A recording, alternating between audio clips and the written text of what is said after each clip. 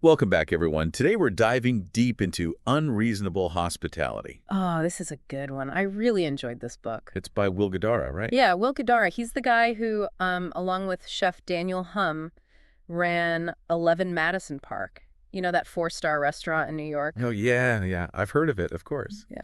So it's kind of a behind-the-scenes look at how they made that place so successful. It is, but it's so much more than that. Like, yeah, you get those great stories about what went on at 11 Madison Park, but what I really took away from it was how to build a culture of hospitality.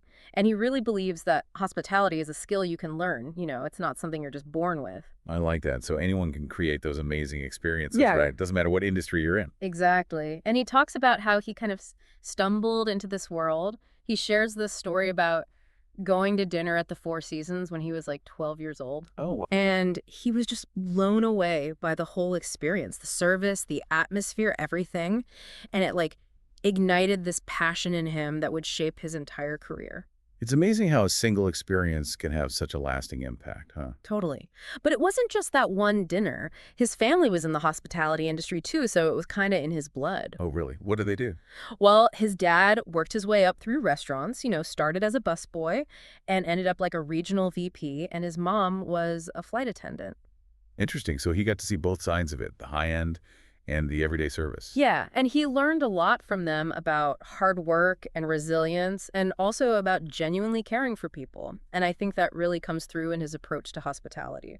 So how does that all play into what he calls unreasonable hospitality? Well, it's interesting. He makes this distinction between restaurant smart and corporate smart companies. Hmm. Okay. I'm intrigued. What's the difference? So, restaurant smart companies, like those in fine dining, are all about autonomy and creative freedom.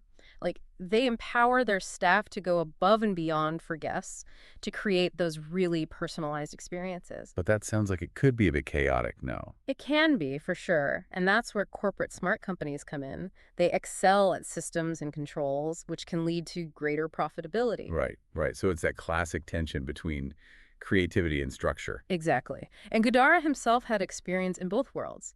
He started in fine dining, then moved to a more corporate setting, and then came back to fine dining. So he saw both the good and the bad of each approach. Absolutely. And what he realized is that you need a balance. Like, systems are important, but they shouldn't stifle the human touch. You need both to create truly exceptional experiences. And it sounds like he found that balance at 11 Madison Park. Oh, yeah.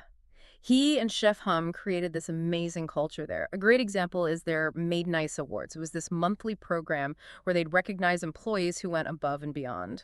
I love that. And they were really big on feedback, you know. They encouraged open communication and healthy debate, which I think is so important. It gives people a sense of ownership. Yeah, it makes everyone feel like they're part of something bigger. Exactly. And to formalize this a bit more, they actually had a team-wide strategic planning session where they came up with their core values. Oh, interesting. What were they? Well, there were four of them: education, passion, excellence, and hospitality. And it's really significant that they chose both excellence and hospitality. Because a lot of people think those two things are at odds with each other, right? Like you can be excellent or you can be hospitable, but not both.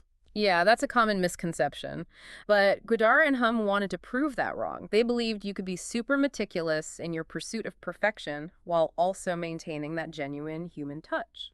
That's really cool. So that's where unreasonable hospitality comes in, right? It is, and we'll dive more into that concept in the next part of our deep dive.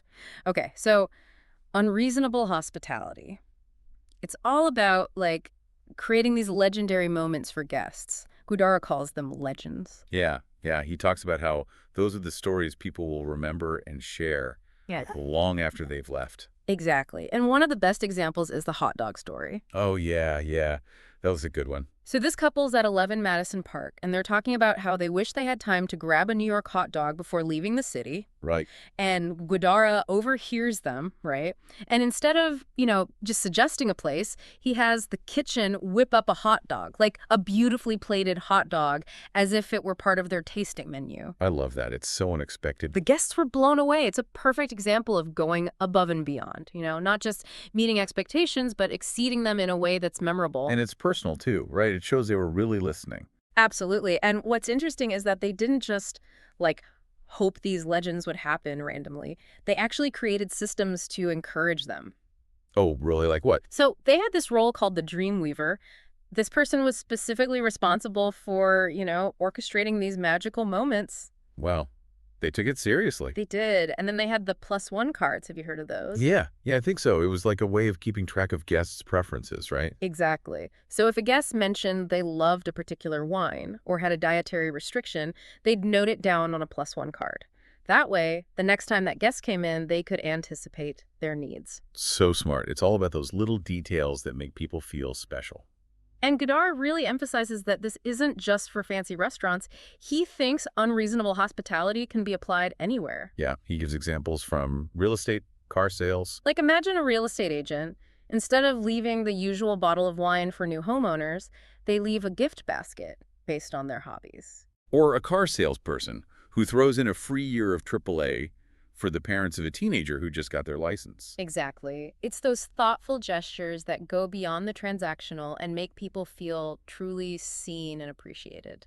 And it doesn't always have to be something big, right? Sometimes it's the smallest things that have the biggest impact. Totally. Like remembering someone's name or sending a handwritten thank you note. It's about shifting our mindset from like, what's the bare minimum to how can I make this interaction awesome? I love that. It's a good challenge for all of us. And what's cool is that it's contagious. Like when you start creating these legends, it inspires others to do the same. Guidara talks about how at 11 Madison Park, the staff was constantly trying to outdo each other with these amazing gestures for guests. It became part of their culture, and that's why this book is so great. It's not just like a bunch of feel-good stories. It actually gives you a roadmap for building this kind of culture in any setting. Yeah, I like that he makes it practical. It's not just some abstract idea. And it's not just about, success in business either. He really believes in the power of hospitality to like make a positive impact on people's lives. Yeah, he talks about finding nobility in service, right? Like, even if you're just a waiter, you have the opportunity to make someone's day better. Absolutely. And he even shares this story about how when he was at Cornell, Chef Daniel Boulud went above and beyond for him and his father during a really tough time. Oh, wow. It shows how powerful these acts of kindness can be. It's a good reminder that hospitality is really about human connection. Exactly. It's about recognizing the value in every person you interact with. So now I'm curious, what does all this mean for us? Like, how can we apply these principles to our own lives? Yeah, so where do we even begin?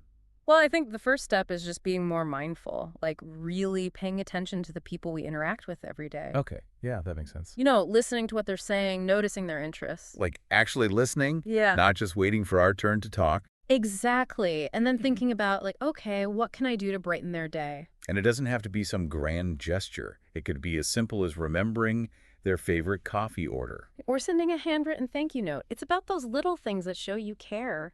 And you know what? It makes you feel good too, right? Yeah. Like when you do something nice for someone, it kind of lifts your spirits as well. Oh, absolutely. It's a win-win. And Guidara talks about how this approach, this unreasonable hospitality, it really energized his team at 11 Madison Park. Yeah, it made work more fun and meaningful for everyone. Exactly. And that's something we can all strive for no matter what we do. So as we wrap up this deep dive, what's one thing our listeners can do today to start bringing more of this unreasonable hospitality into their lives? That's a good question.